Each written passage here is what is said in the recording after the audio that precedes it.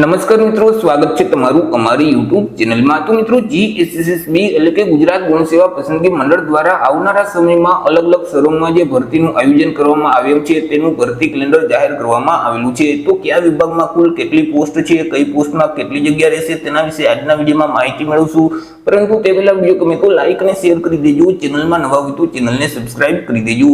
તો ચાલો મિત્રો, વિડીયોની શરૂઆત કરીએ।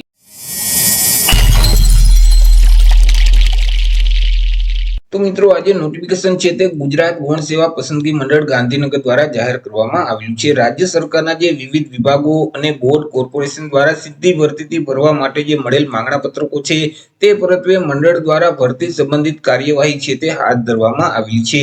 એ મિત્રો, સંબંધિત વિભાગ તરફથી સંતોષકારક રીતે પૂરતાથી માંગણા પત્રક મળી જશે એટલે મંડળ દ્વારા જે તે સર્વંગની ભરતીની છે તે જાહેરાત કરવામાં આવશે। વાત કરી લઈએ કે કયા વિભાગમાં કઈ પોસ્ટમાં કુલ કેટલી જગ્યા રહેશે। તો પહેલા આપણે વાત કરી લેશું શિક્ષણ વિભાગની। તો શિક્ષણ વિભાગમાં એરો મોડેલિંગ ઇન્સ્ટ્રક્ટરની પોસ્ટ છે કે જેમાં કુલ 3 જેટલી જગ્યા રહેશે। ઉર્જા અને પેટ્રોકેમિકલ જે વિભાગ છે તેમાં ઇલેક્ટ્રિક સબ ઇન્સ્પેક્ટરની પોસ્ટ છે કે જેમાં કુલ 35 જેટલી જગ્યા રહેશે। ત્યાર પછી વન અને પર્યાવરણ વિભાગ છે તેમાં સિનિયર સાયન્ટિફિક આસિસ્ટન્ટની પોસ્ટ છે કે જેમાં 113 જેટલી જગ્યા રહેશે। ત્યાર પછી આરોગ્ય અને પરિવાર કલ્યાણ વિભાગની વાત કરીએ તો તેમાં ફિઝિયોથેરાપિસ્ટની 1 જગ્યા છે। ત્યાર પછી ફિમેલ હેલ્થ વર્કરની 180 જેટલી જગ્યા રહેશે। ત્યાર પછી ફિઝિયોથેરાપિસ્ટની ફરીથી 150 જેટલી જગ્યા રહેશે કમિશનર શ્રી આરોગ્ય તબીબી સેવા અને તબીબી શિક્ષણ વિભાગમાં। ત્યાર પછી લેબોરેટરી આસિસ્ટન્ટની પોસ્ટ છે કે જેમાં કુલ 65 જેટલી જગ્યા છે। ત્યાર પછી એક્સ-રે આસિસ્ટન્ટની પોસ્ટ છે કે જેમાં કુલ 4 જેટલી જગ્યા રહેશે। જુનિયર ફાર્માસિસ્ટની પોસ્ટ છે કે જેમાં કુલ 18 જેટલી જગ્યા છે। સિનિયર ફાર્માસિસ્ટની પોસ્ટ છે તેમાં કુલ 7 જેટલી જગ્યા રહેશે। સેનેટરી ઇન્સ્પેક્ટરની પોસ્ટ છે કે જેમાં કુલ 22 જેટલી જગ્યા છે। ત્યાર પછી ડેન્ટલ ટેકનિશિયનની પોસ્ટ છે કે જેમાં કુલ 17 જેટલી જગ્યા છે। એક્સ-રે આસિસ્ટન્ટની પોસ્ટ છે કે જેમાં કુલ 40 જેટલી જગ્યા છે। સ્પીચ થેરાપિસ્ટની પોસ્ટ છે કે જેમાં 5 જેટલી જગ્યા છે। ઓડિયોલોજિસ્ટની પોસ્ટ છે કે જેમાં 4 જગ્યા છે। ત્યાર પછી મલ્ટીપર્પઝ હેલ્થ સુપરવાઇઝરની પોસ્ટ છે કે જેમાં કુલ 119 જેટલી જગ્યા છે। ઓપરેશન થિયેટર આસિસ્ટન્ટની પોસ્ટ છે કે જેમાં કુલ 30 જેટલી જગ્યા છે। ત્યાર પછી ઓપ્થેલ્મિક આસિસ્ટન્ટની પોસ્ટ છે કે જેમાં કુલ 261 જેટલી જગ્યા છે। ફિઝિયોથેરાપિસ્ટની પોસ્ટ છે કે જેમાં કુલ 56 જેટલી જગ્યા છે। મેડિકલ સોશિયલ વર્કરની પોસ્ટ છે કે જેમાં કુલ 42 જેટલી જગ્યા છે। હેડ ક્લાર્કની જે પોસ્ટ છે તેમાં કુલ 23 જેટલી જગ્યા છે। જુનિયર ક્લાર્કની પોસ્ટ છે તબીબી શિક્ષણ અને સંશોધન પ્રભાગમાં કે જેમાં 150 જેટલી જગ્યા છે। જ્યારે જુનિયર ક્લાર્કની કામદાર રાજ્ય વીમા યોજના છે તેમાં કુલ 123 જેટલી જગ્યા છે। હવે વાત કરી લઈએ આપણે ઉદ્યોગ અને ખાણ વિભાગની। તો તેમાં જુનિયર ઉદ્યોગ નિરીક્ષકની પોસ્ટ છે કે જેમાં 26 જેટલી જગ્યા રહેશે।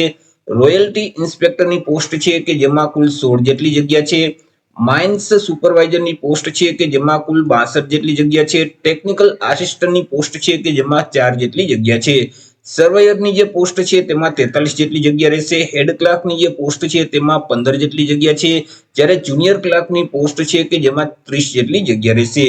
ત્યાર પછી શ્રમ અને રોજગાર વિભાગની વાત કરીએ તો તેમાં જુનિયર રોજગાર અધિકારી કોમ્પ્યુટર માટે તેમાં 20 જેટલી જગ્યા છે। લેબોરેટરી આસિસ્ટન્ટ છે તેમાં 4 જેટલી જગ્યા છે। જુનિયર ટેકનિકલ આસિસ્ટન્ટની પોસ્ટ છે કે જેમાં 2 જેટલી જગ્યા રહેશે। ત્યાર પછી આસિસ્ટન્ટ સ્ટોર કીપરની જે પોસ્ટ છે તેમાં 65 જેટલી જગ્યા રહેશે। ત્યાર પછી ફોરમેન ઇન્સ્ટ્રક્ટરની પોસ્ટ છે કે જેમાં 21 જેટલી જગ્યા છે। ત્યાર પછી વાત કરી લઈએ આપણે નર્મદા જળ સંપત્તિ પાણી પુરવઠા અને કલ્પસર વિભાગની। ત્યાર પછી અધિક મદદનીશ ઇજનેર સિવિલની જે પોસ્ટ છે નર્મદા જળ સંપત્તિ પાણી પુરવઠા અને કલ્પસર વિભાગમાં કે જેમાં 433 જેટલી જગ્યા રહેશે।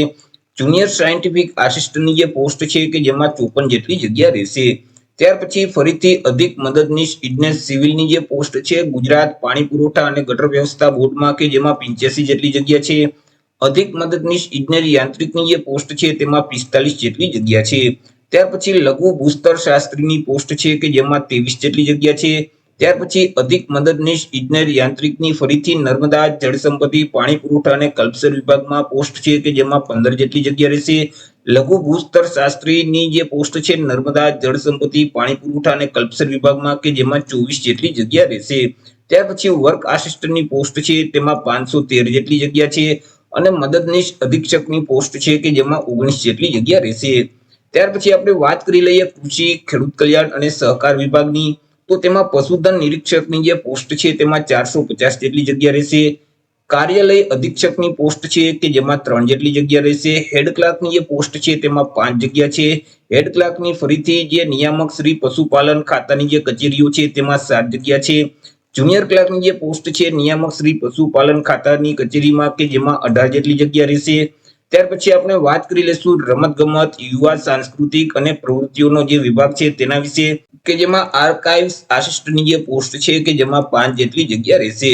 ત્યાર પછી જુનિયર ક્લાર્કની તેમાં જે પોસ્ટ છે તેમાં 22 જેટલી જગ્યા રહેશે. વાત કરી લઈએ શહેરી વિકાસ અને શહેરી ગૃહ નિર્માણ વિભાગની, તો તેમાં મ્યુનિસિપલ સેનેટરી ઇન્સ્પેક્ટરની પોસ્ટ છે કે જેમાં 100 જેટલી જગ્યા રહેશે. ટેકનિકલ આસિસ્ટન્ટની પોસ્ટ છે કે જેમાં 14 જેટલી જગ્યા છે. સ્ટેશન ઓફિસર ઇન્સ્ટ્રક્ટરની પોસ્ટ છે કે જેમાં 2 જેટલી જગ્યા રહેશે. ગ્રાઉન્ડ સ્ટાફ પંપ ઓપરેટરની પોસ્ટ છે કે જેમાં 4 જેટલી જગ્યા રહેશે. સબ ઓફિસર ડ્રિલ ઇન્સ્ટ્રક્ટરની પોસ્ટ છે કે જેમાં 2 જેટલી જગ્યા છે.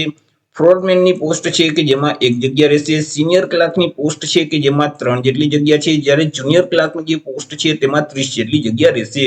ત્યાર પછી માહિતી અને પ્રસારણ વિભાગની વાત કરીએ તો તેમાં સિનિયર સબ એડિટરની પોસ્ટ છે કે જેમાં 7 જેટલી જગ્યા રહેશે. માર્ગ અને મકાન વિભાગની વાત કરીએ તો તેમાં રેખનકારની જે પોસ્ટ છે તેમાં 52 જેટલી જગ્યા છે.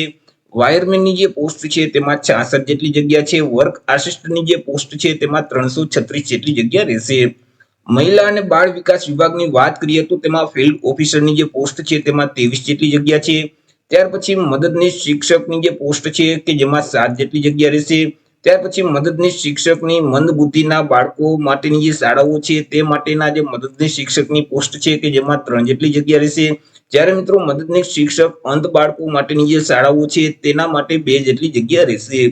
ગૃહ વિભાગની વાત કરીએ તો ગૃહ વિભાગમાં જુનિયર ક્લાર્કની જે પોસ્ટ છે તેમાં કુલ 200 જેટલી જગ્યા રહેશે. આવી રીતે મિત્રો કુલ 4349 જેટલી જગ્યાઓ પર આવનારા સમયમાં ભરતી છે તે ગુજરાત ગૌણ સેવા પસંદગી મંડળ દ્વારા બહાર પાડવામાં આવશે. તો મિત્રો જે તે વિભાગના માંગણા પત્રક છે તે મંડળને મળી જશે, એટલે ગુજરાત ગૌણ સેવા પસંદગી મંડળ દ્વારા તે વિભાગની જેટલી પોસ્ટ છે તેની ભરતી જાહેર કરી દેવામાં આવશે. તો આશા રાખું છું વિડીયો પસંદ પડ્યો હશે. વિડીયો પસંદ પડ્યો હોય તો લાઈક અને શેર કરી દેજો. ચેનલમાં નવા હોય તો ચેનલને સબસ્ક્રાઇબ કરી દેજો. ફરી મળીશું એક નવા ટોપિક સાથે એક નવા વિડીયોમાં. ત્યાં સુધી જય હિન્દ, વંદે માતરમ.